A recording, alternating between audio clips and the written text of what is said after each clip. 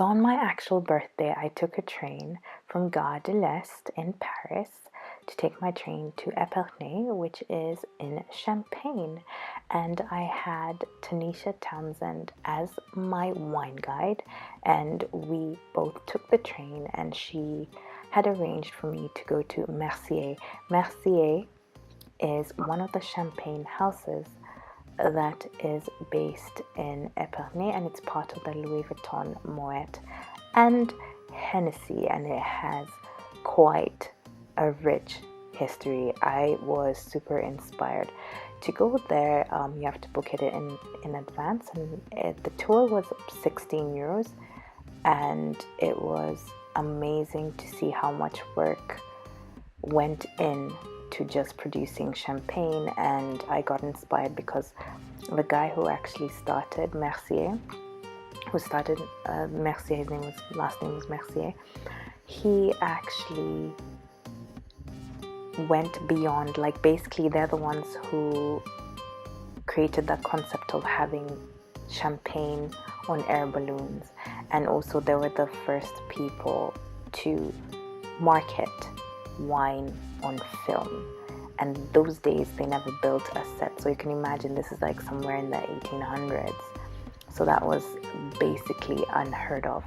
So we were down at the cellar, we took a train. Actually taking the lift all the way down to the cellar was an experience because it went through the history and the major landmark changes that they'd made in Mercier. So it was very important to me and inspiring, because I was thinking, if you do something now, maybe 10 years or 100 years from now, it might not be considered revolutionary, it might be considered normal. But then in those days, can you believe, like, people thought that he was crazy just for doing the things that he did. So you can see the lady in front of me, because we're on the train. Oh, that's a room that you can rent, where you can actually have dinner, and it's very exclusive. So the lady has this thing, it's like a phone, and then each time you are on the tour, it speaks to you in whatever language. Like if you speak Spanish, it does it in Spanish, French, English, German, Dutch, or whatever.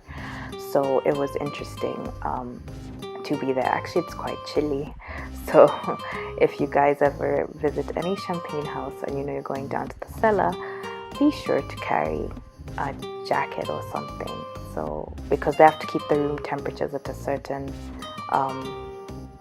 temperature, because the cellar is perfect, because then they don't have to chill the wine or champagne basically. And yeah, so you get to see a little bit of how they stock wine and what they do, and how that this thing is just something that actually goes on. But after that, we actually went and tasted some of the champagne, and that day I spent my day visiting different champagne houses, from Bergér to some I don't really remember, I'm sorry, but Tanisha probably does, and I'll list them maybe below because I wrote them down. So yeah, and it was a wonderful day. It was a bit cloudy in the morning, but it got warm, and in the end I had a wonderful birthday. And oh yeah, that's the Avenue du Champagne, so that's where you can find all the champagne houses on that one street. So there was Dom Perignon, there was Moet and Chandon, and all that. So you guys need to keep calm and drink champagne. And I hope you enjoyed this video. If you like, subscribe or like, and feel free to share, and I'll see you in the next video. Thanks for watching.